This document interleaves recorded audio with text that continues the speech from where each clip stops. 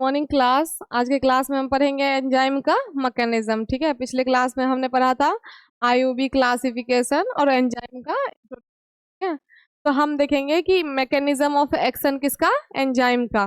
तो मैकेनिज्म का मतलब क्या हुआ, कैसे एंजाइम वर्क करता है। ठीक है, कहता है कि the primary role of enzyme is catalysis. ये सभी को पता है कि जो एंजाइम का मेन रोल है वो क्या है, रिएक्शन को फास्ट करने का, कैटालिसिस का।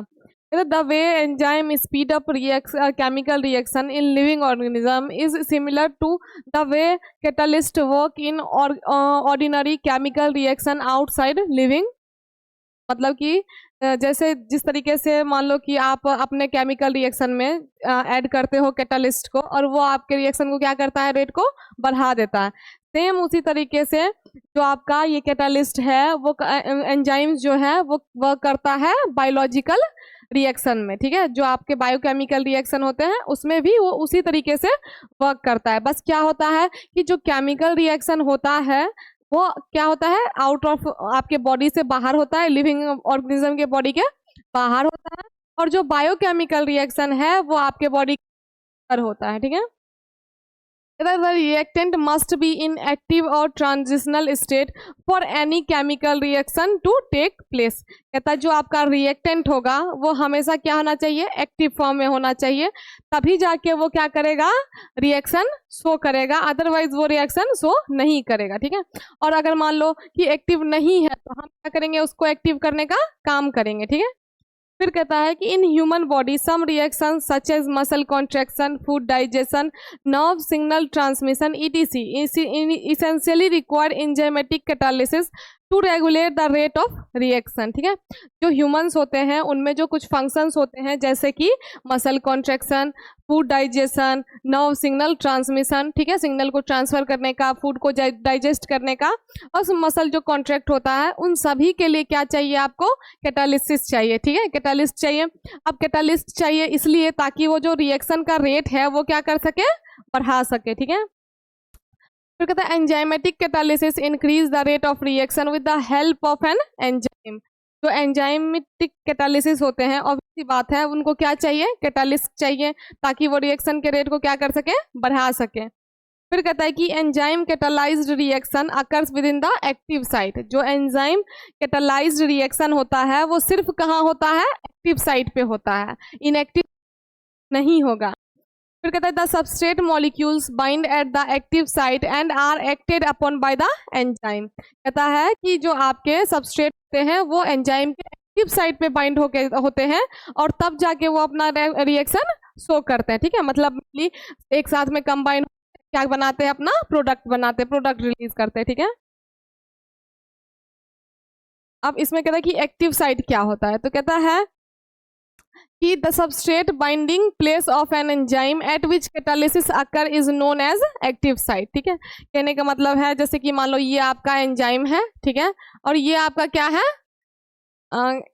ये आपका कैटालिस्ट है। ठीक है, तो अब ये वाला जो साइट होगा वो क्या होगा, एक्टिव साइट होगा, जहां पे कैटालिस्ट आपका जाके बाइंड होगा। ठीक है, तो वही कहता है कि जहां पे सबस्ट्रेट आपका बाइंड होगा एंजाइम में, उस प्लेस को क्या, उस और वो बाइंड होने के प्रोसेस को क्या कहेंगे हम, वहां पे क्या हो रहा है, कैटालिसिस हो रहा है ना, और उसी प्लेस को हम क्या कहेंगे, एक्टिव साइट भी कहेंगे। फिर कहता है कि दिस साइट इज क्लेफ्ट और big pocket shaped structure surrounded by amino acid. मतलब मेनली जो वो जहाँ पे आपका सबसे बाइंड होगा वो जो एरिया होता है वो बड़ा होता है। ठीक है, जैसे मान लो कि आप पॉकेट में कुछ डाल लेते हो ना, वैसे ही एंजाइम के एक्टिव साइट पे सबस्ट्रेट जाके क्या होता है, बाइंड हो जाता है। ठीक है, कहता है कि और जो आपका ये होता है अमीनो एसिड से है। ठीक है, फिर कहता है कि the surface of an enzyme active site is made up of specific amino acid residue, जो कि आपका amino acid that form part of the protein. Specific amino acid protein residue इसलिए बोला क्योंकि सिर्फ आपके प्रोटीन के फॉर्मेशन में क्या होते हैं, इन्वॉल्व होते हैं। ठीक है, एंड देयर साइड चेन्स, जो कि आप क्या होंगे, जो भी ग्रुप्स वहां पे अटैच होंगे, फिर कहते हैं the side chains determines which substrate can bind to the enzyme. इसका सिंपल सा कहने का मतलब है कि जो आपका सरफेस होता है एक्टिव एंजाइम का, एक्टिव साइड का, वो बना होता है किसके, स्पेसिफिक अमीनो एसिड में। स्पेसिफिक अमीनो एसिड में वो अमीनो एसिड जो प्रोटीन के फॉर्मेशन में यूज होते हैं, ठीक है। और कहता है कि इनके साथ आपका अटैच रहेगा क्या, एक साइड चेन, और यही साइड चेन जो होता है वो पता करता है कि जो आपका सबस्ट्रेट है वो एंजाइम पे जो मतलब किस एंजाइम पे जाके किस तरीके से बाइंड होगा, ठीक है। फिर कहता है the specificity depends on 3 important factor. जो स्पेसिफिसिटी है इसका वो डिपेंड करेगा किसके, 3 इंपॉर्टेंट फैक्टर पे। तो कहता है कि व्हेन लार्ज एटम्स और group occupy space around a reactive site they block other molecule from approaching that site. कहता है कि जब आपके लार्ज एटम्स या लार्ज ग्रुप क्या करते हैं, स्पेस को ऑक्यूपाई कर लेते हैं, कहाँ पे, रिएक्टिव साइट पे, मतलब एक्टिव साइट पे आप कह सकते हो, तो क्या होता है कि they block the molecule from approaching that site. तो क्या करते हैं कि वो जो मतलब कि जहाँ पे बाइंड होगा उस साइट पे पहुंचने से उसको रोकते हैं, ठीक है, ब्लॉक कर देते हैं। फिर कहते हैं this obstruction is called steric hindrance. तो एक जो ये फैक्टर बोला है उसमें से एक फैक्टर आपका क्या आएगा, स्टीरिक हिंड्रेंस आएगा। फिर कहता है in enzyme substrate interaction the active site has specific shape. जो जितने भी एंजाइम्स होते हैं उनका होता है और एक कहता है कि इफ अ सबस्ट्रेट और inhibitor has bulky group that do not fit properly into active site binding becomes difficult due to steric hindrance, ठीक है। कहता है कि अगर मान लो कि जो आपका एक्टिव साइट का शेप हुआ या साइज हुआ अकॉर्डिंग टू सबस्ट्रेट नहीं हुआ, ठीक है, या फिर एंजाइम का जो शेप है, अब एंजाइम का शेप तो सिमिलर है, एंजाइम का शेप तो बदलने वाला है, बट अगर सबस्ट्रेट का शेप वैसा नहीं हुआ तो उसके वजह से क्या होगा, बाइंड होने में प्रॉब्लम आएगी, जो उसको हम कहते हैं स्टीरिक हिंड्रेंस। तो स्टीरिक हिंड्रेंस क्या होता है तो आपको पता ही है, उसमें क्या होता है, जो बड़े बड़े मॉलिक्यूल्स या एटम के ग्रुप्स होते हैं वो क्या करते हैं, रास्ते को ब्लॉक कर देते हैं। अब जब ब्लॉक कर देंगे तो वो एक्टिव साइट पे पहुंच नहीं पाएगा, ठीक है। फिर कहता है कि catalytic residues often act as acceptor और डोनर ऑफ अ प्रोटोन। जो कैटालिस्ट होते हैं आपके वो एज अ एक्सेप्टर और डोनर भी रिएक्ट करते हैं। कहता और even act as cofactor binder, और एज अ क्या एक्ट करते हैं, एज अ बाइंडर भी रिएक्ट करते हैं। फिर कहता है कि inhibition of enzyme is also carried out at the active. कहता है कि जो इनहिबिशन का वो भी कहाँ पे होगा, एक्टिव साइट पे ही होगा। The catalytic as well as binding site are contained by the active site of an enzyme. चाहे आपके कैटालिटिक मतलब कि साइट पे बाइंड हो क्या एंजाइम या फिर सबस्ट्रेट, दोनों ही किस पे बाइंड होंगे, एक्टिव साइट पे बाइंड होंगे। फिर कहता है कि the chemical properties as well as structure of the active site allow substrate binding and recognition. कहता है कि जो एक्टिव साइट होता है वही सबस्ट्रेट को अलाउ करता है कि वो आके उस पर बाइंड हो और उसको रिकॉग्नाइज करे कि वो किस तरीके का एंजाइम है जहाँ पे वो बाइंड हुआ है। अब देखो यहाँ पे जो स्ट्रक्चर है आपका एक्टिव साइट का वो किस इस तरीके से होता है। ये हुआ आपका एक्टिव साइट का स्ट्रक्चर, ये वाला पार्ट जो है वो क्या हुआ, आपका एक्टिव साइट हुआ। ये जो आप स्ट्रक्चर देख रहे हो ये एंजाइम का है और ये आपका सबस्ट्रेट का है, ठीक है। तो मेनली क्या होता है कि सबस्ट्रेट जो है, अब देखो एंजाइम का जो ये इस तरीके से आपका शेप है वो ये बताता है कि जो इस शेप का सबस्ट्रेट है वो यहीं आके बाइंड होगा, ठीक है। अगर मान लो इसको आप पलट दो तो वो यहाँ पे बाइंड नहीं होगा, ठीक है। बाइंड होना का मतलब क्या होता है, जैसे ताला चाबी देखते हो ना, सेम तो उसी तरीके से होता है कि अगर आप रॉन्ग चाबी डालोगे तो ताला नहीं खुलेगा। सेम उसी तरीके से है कि अगर रॉन्ग सबस्ट्रेट को आप डालोगे किसी एंजाइम पे तो वो जाके बाइंड नहीं होगा। तो कहता है कि to catalyse a reaction an enzyme will bind to one or more reactant and convert them into product. कहता है कि रिएक्शन को कैटालाइज करने के लिए जो एंजाइम है वो बाइंड होता है किसके साथ, एक या एक से ज्यादा रिएक्टेंट के साथ, एंड क्या करता है उसको कन्वर्ट करता है किसमें, प्रोडक्ट में, ठीक है। फिर कहता है in some reaction a single substrate is broken down into multiple product. देखो कभी कभी ऐसा होता है कि जो सिंगल सबस्ट्रेट होता है उसको भी तोड़ के 3-4 भागों में बांटा जा सकता है, ठीक है। फिर कहता है इन अदर्स टू सबस्ट्रेट में occur together to create a one larger molecule. आप देखो, मान लो कि एक तो ये हुआ कि एक सबस्ट्रेट को हम तोड़ के 4-5 मॉलिक्यूल, वही है कि दो अगर हम रिएक्टेंट लेते हैं या दो सबस्ट्रेट लेते हैं तो वो कंबाइन होके क्या कर लेंगे, लार्ज मॉलिक्यूल बना लेंगे। फिर कहता है कि to reactant might also enter a reaction, swap pieces और change shape and leave the reaction as a two separate product. अब जो ये दो सेपरेट आपने कंबाइन किया है ना प्रोडक्ट को, तो वो क्या करेंगे कि अपना चेंज वगैरह शेप वगैरह चेंज कर लेंगे, और चेंज होने के बाद वो जब ब्रेक डाउन होंगे तो दो और सेपरेट प्रोडक्ट बना लेंगे। ठीक है, तो एक आपका अलग रिलीज हो जाएगा, दूसरा आपका अलग रिलीज हो जाएगा। फिर कहते हैं कि one substrate have enter the active site, they turn into product by following this measure. कहता है कि जो आपका कुछ जो एक सबस्ट्रेट होगा जो क्या करेगा, एंटर करेगा एक्टिव साइट पे, वो क्या बनाएगा, आपका प्रोडक्ट बनाएगा।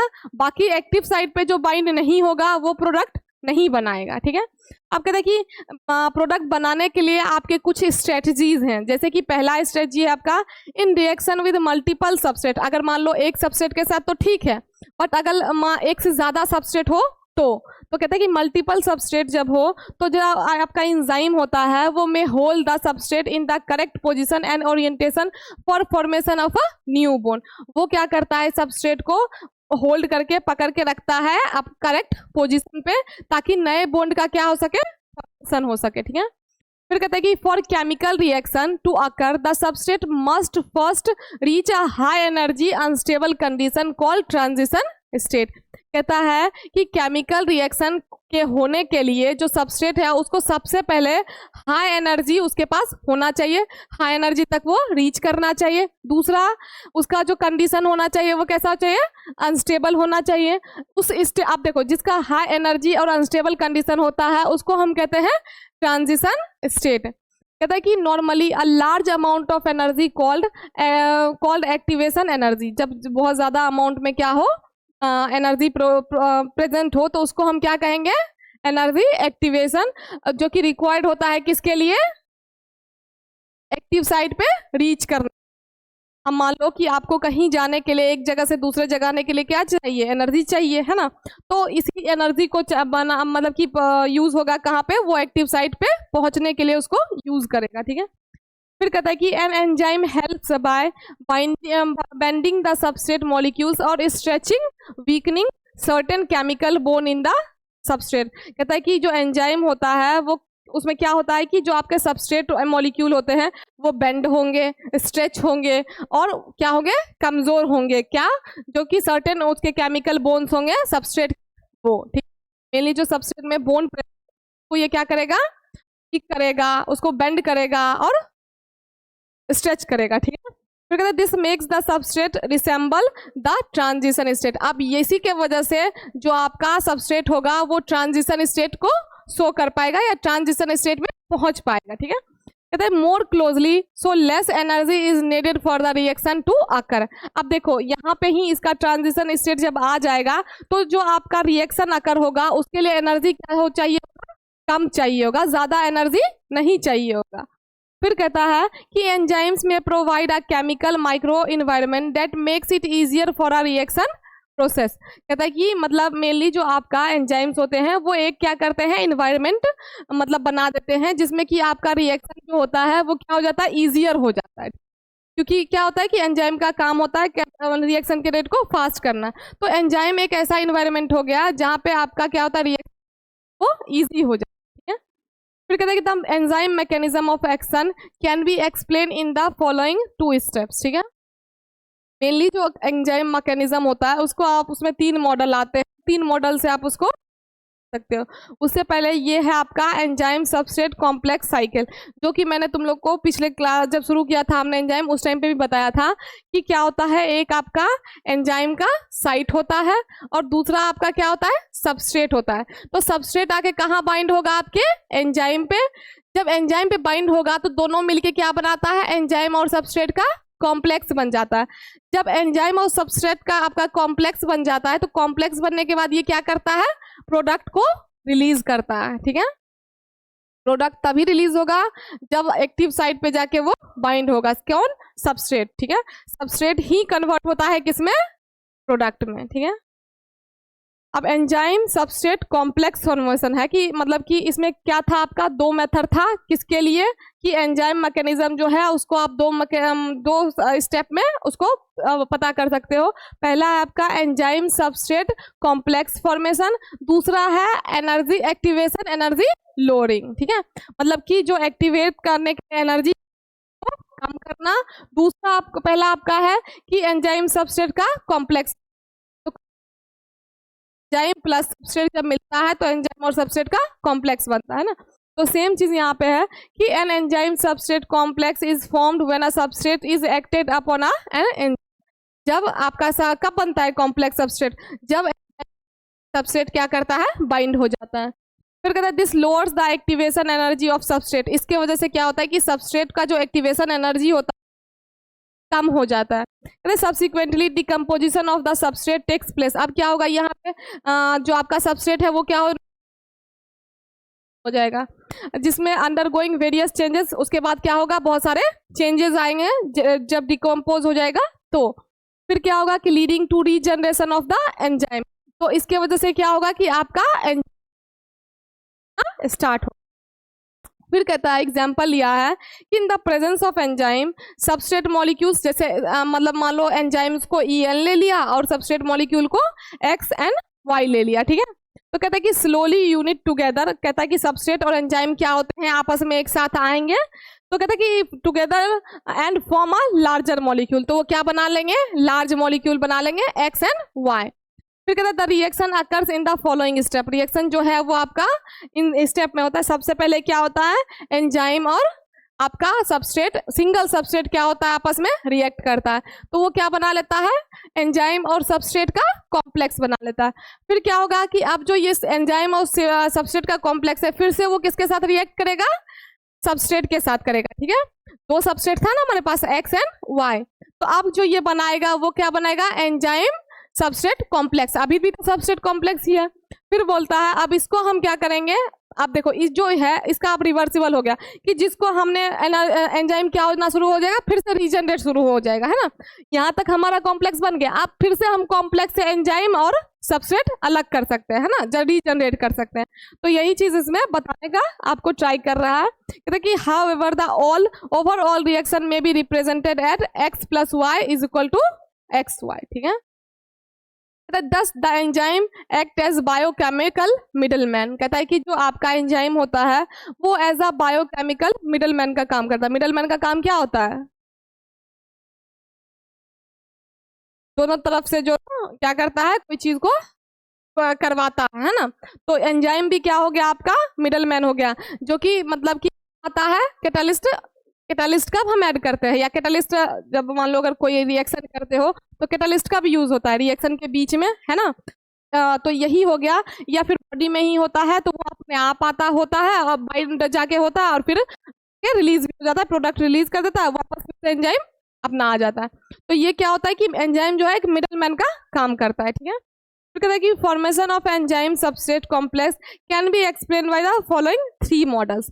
जो आपका फॉर्मेशन होता है एंजाइम कॉम्प्लेक्स सबस्ट्रेट कॉम्प्लेक्स का, वो आपके 3 मॉडल से होते हैं। पहला है आपका lock and key Fischer template theory. Lock and key का मतलब क्या होता है, जैसे ताला चाबी होता है ना, बस उसी का दिया है कि लॉक एंड की मॉडल जो होता है वो सब उसको आप फिशर्स टेम्पलेट थ्योरी भी बोलते हो, ठीक है। इसमें सिर्फ वही होगा कि एंजाइम होगा, एंजाइम का एक्टिव साइट होगा, एंजाइम जो होगा वो लॉक होगा, सबस्ट्रेट जो होगा वो की होगा। तो जब लॉक पे जाके आप की डालोगे तो वो लॉक खुद मतलब कि क्या हो जाएगा, एक दूसरे के साथ बाइंड हो जाएगा। बाइंड होने के बाद वो क्या बनाएगा, एंजाइम सबस्ट्रेट बनाएगा। एंजाइम सबस्ट्रेट बनाने के बाद वो क्या बनाएगा, प्रोडक्ट को रिलीज करेगा। प्रोडक्ट रिलीज होने के बाद एंजाइम फिर से अपने पोजीशन में वापस आ जाएगा, ठीक है। तो यही चीज है, इसमें कहता है कि this theory explain an enzyme catalysing reaction. Obvious ही बात है, जितने भी इसमें तीनों थ्योरी यही डिफाइन करेंगे आपको कि कैसे एंजाइम कैटालाइज करता है किसी रिएक्शन को। कहता है कि this model state that the enzyme has hard preshaped conformation और template that can only bind a particular substrate. कहता है एंजाइम का एक ऐसा शेप होता है जो सिर्फ एक पर्टिकुलर सबस्ट्रेट को ही बाइंड कर सकता है, जो उस शेप का सबस्ट्रेट होगा वही जाके एंजाइम पे बाइंड होगा, ठीक है। फिर कहता है कि this model completely fails to explain several aspects of enzymatic reaction. अब देखो लॉक एंड की मॉडल जो है वो कुछ चीजों में फेल भी हो गया, ठीक है, इसीलिए दूसरा और तीसरा आया, ठीक है। जो दूसरा फेल हुआ वो तीसरा ने पूरा किया, पहले वाले का दूसरे ने पूरा किया। तो ये कुछ ऐसे एंजाइमेटिक रिएक्शन में फेल हो गया। The most significant of which is the impact of allosteric modulation because it does not account for the flexible nature of enzyme। Mainly कहता है कि लॉक एंड की जो है वो फ्लेक्सिबल नेचर एंजाइम का नहीं बता पाता है, ठीक है। ये क्या कहता है कि एक ऐसा स्ट्रक्चर है जिसका एक ऐसा शेप है कि वो शेप अपने आप को चेंज नहीं करेगा, फ्लेक्सिबल नहीं है तभी तो वो चेंज नहीं करेगा। अगर फ्लेक्सिबल होता तो वो क्या करता, चेंज कर लेता सबस्ट्रेट के शेप के हिसाब से। बट यहाँ क्या है कि ये सबस्ट्रेट आता है एंजाइम के साइज के हिसाब से, है ना। तो ये कहता है लॉक एंड की का मॉडल का यही है कि ये इस चीज को एंजाइम के फ्लेक्सिबिलिटी को ये नहीं बता सकते, इस कंडीशन में ये फेल हो गया। और जो आपका एलोस्टेरिक मॉड्यूलेशन होता है वो होता है कि is the regulation of an enzyme activity by the binding of molecule at a site other than the enzymes active site, ठीक है।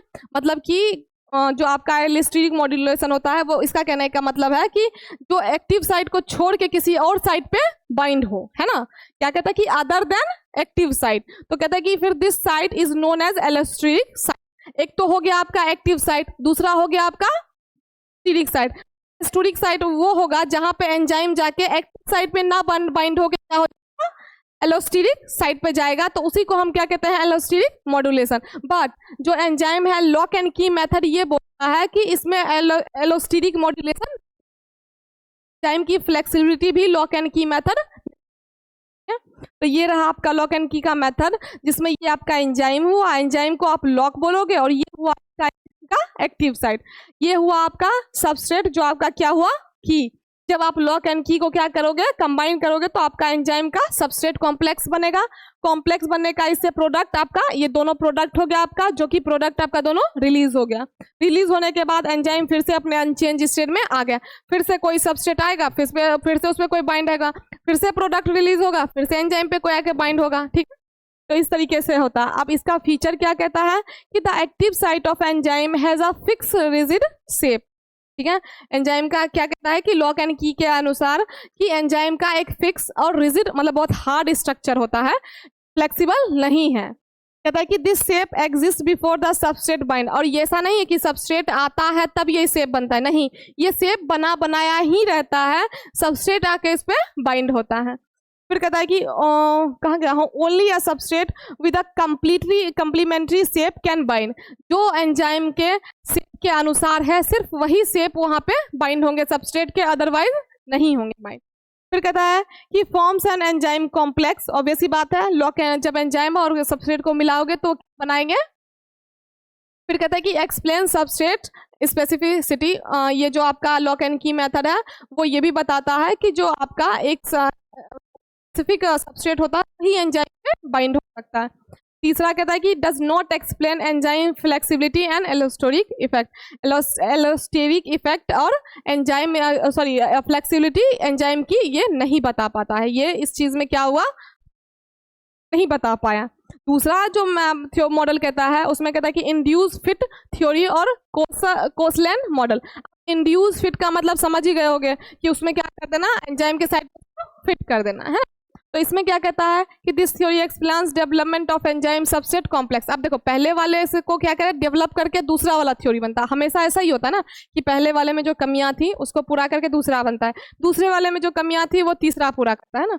तो ये जो पहला वाला कहता है कि this model state that the enzyme is not hard and pre shaped, इसका कहना है किसका, कोसलैंड मॉडल का या फिर इंड्यूस फिट थ्योरी का, कि जो एंजाइम होता है वो इतना भी ज्यादा हार्ड नहीं होता है। कहता है कि जो आपका enzyme is not hard and pre shaped, पहले से वो शेप्ड नहीं होता है, ठीक है। फिर कहता है कि the new active site has all of the characteristics of the substrate binding site.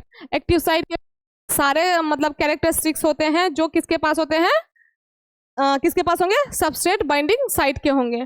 फिर कहता है strong substrate binding site is created when the enzyme undergoes और fit a conformational change caused by substrate enzyme reaction.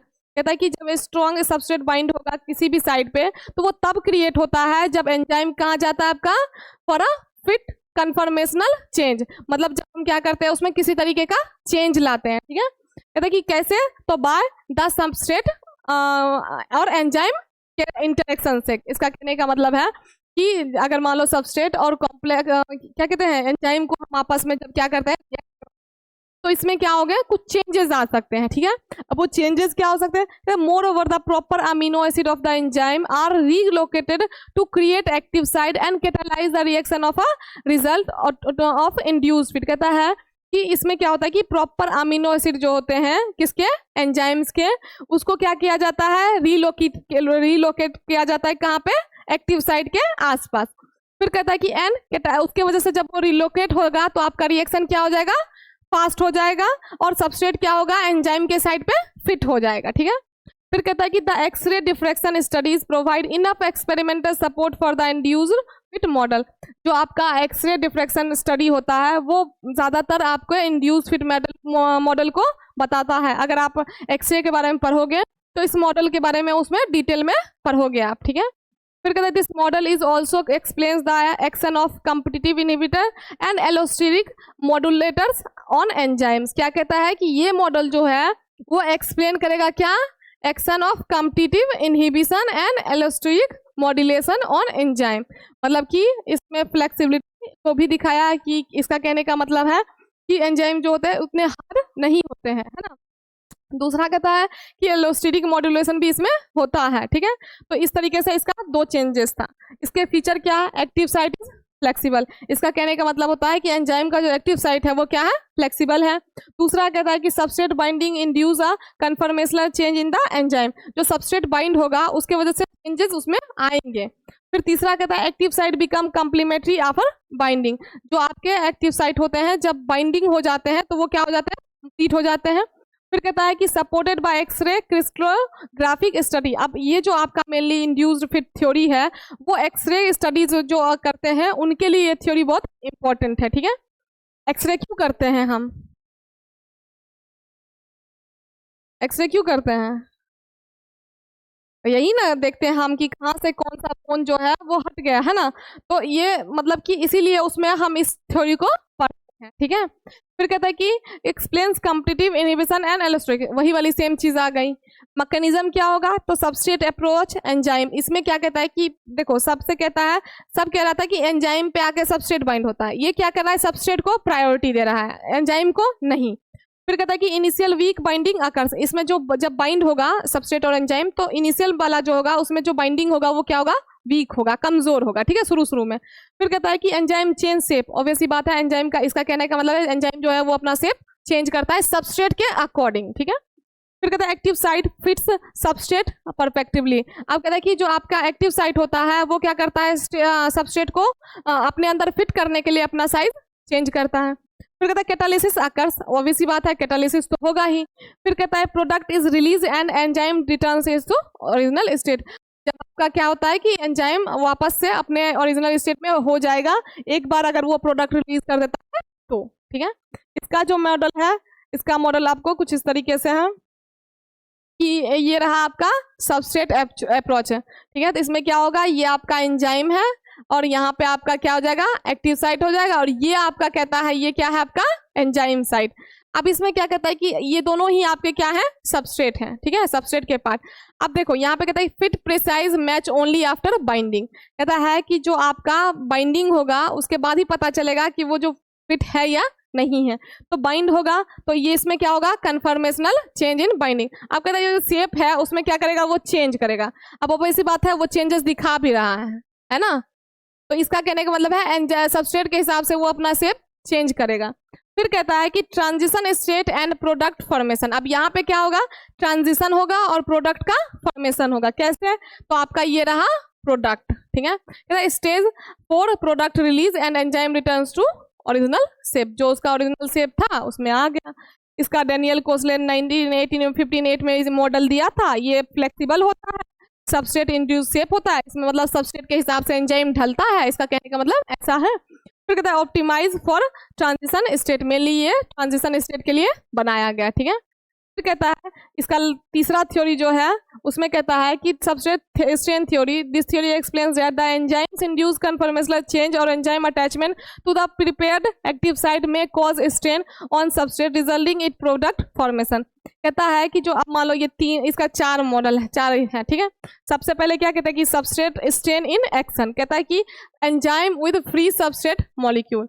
कौन से enzyme? सबसे पहले हम enzyme लेंगे जिसमें सबस्ट्रेट अटैच नहीं है, ठीक है। फिर दूसरा कहता है कि अब यहाँ पे क्या करेंगे, हम सबस्ट्रेट को बाइंड करेंगे, हम सबस्ट्रेट लेंगे और सबस्ट्रेट को बाइंड करवाएंगे। तो कहता है कि स्ट्रेन अप्लाइड बाय एंजाइम, यहाँ पे जो आप देख रहे हो ये क्या है, मान लो कि यहाँ पे ABC जो भी आपके प्रोडक्ट होंगे या जो भी उसके के अंदर होगा वो चीजें होंगी। फिर कहता है कि जो आपका एंजाइम है जब सबस्ट्रेट के साथ मिलेगा तो वो क्या बना लेगा, कॉम्प्लेक्स बना लेगा। कॉम्प्लेक्स बनाने के बाद वो किस स्टेट में आ जाएगा, ट्रांजिशन स्टेट में। तो उसमें क्या होगा कि bond strain maximize enabling reaction, मतलब कि जो आपके बॉन्ड का फॉर्मेशन क्या हो जाएगा, बढ़ जाएगा और रिएक्शन का जो आपका रेट होगा वो फास्ट होना शुरू हो जाएगा, ठीक है। फिर कहता है कि चौथे स्टेप में क्या होगा, प्रोडक्ट रिलीज हो जाएगा, एंजाइम अपने वापस स्टेज में वापस आ जाएगा। इसका भी सेम वही है, ठीक है। ये क्या कहता है कि explain that enzymes induce conformational change, इसका कहना है कि एंजाइम चेंज भी होता है, ठीक है।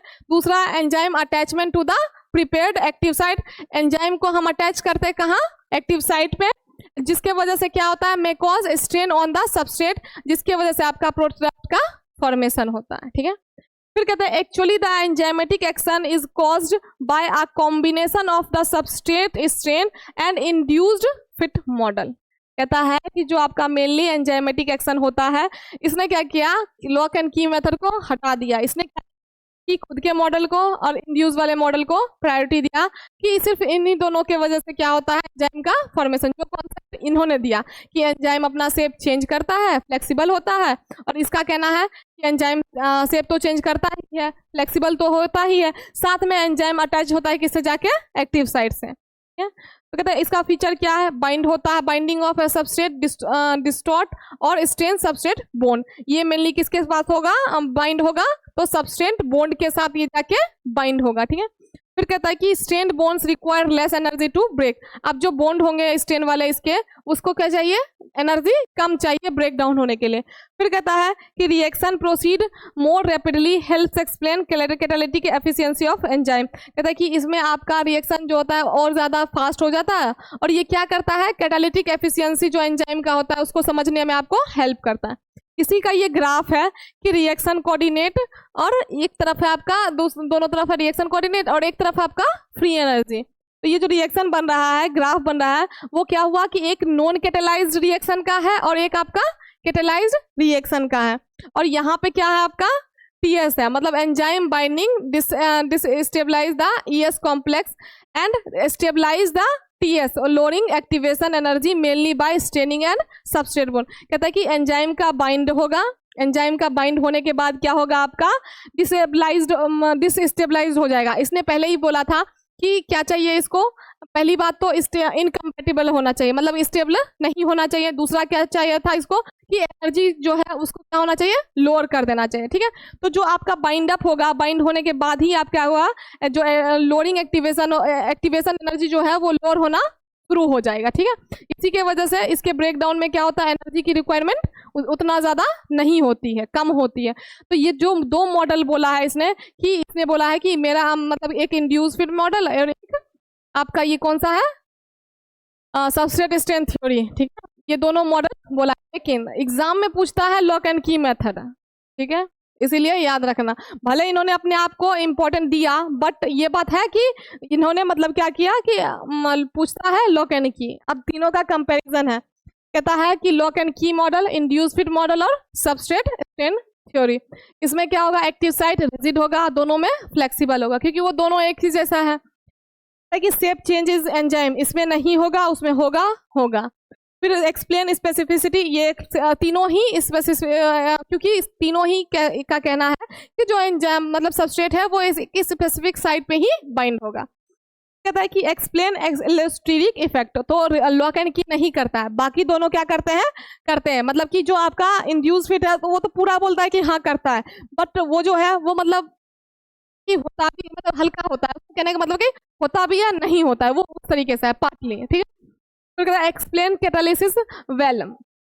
इसमें कैटालिसिस को जो एक्सप्लेन किया गया वो लिमिटेड है, बाकी दोनों में कैसे एक्सप्लेन किया गया, क्योंकि उसका कहना है कि जो रिएक्शन का रेट है वो हम दोनों थ्योरी की वजह से ही फास्ट होता है। फिर कहता है कि प्रोपोज्ड बाय, तो ये आपका लॉक एंड की एमिल फिशर के द्वारा प्रोपोज किया गया, इंड्यूस फिट मॉडल डेनियल कोसलैंड के द्वारा किया गया, और सबस्ट्रेट स्ट्रेंथ थ्योरी आपका हेल्डेन एंड अदर्स, मतलब और भी उसके साथ मिलके इन पे काम किया, ठीक है। चलो आज के लिए इतना ही पढ़ते हैं, अब नेक्स्ट क्लास में पढ़ेंगे।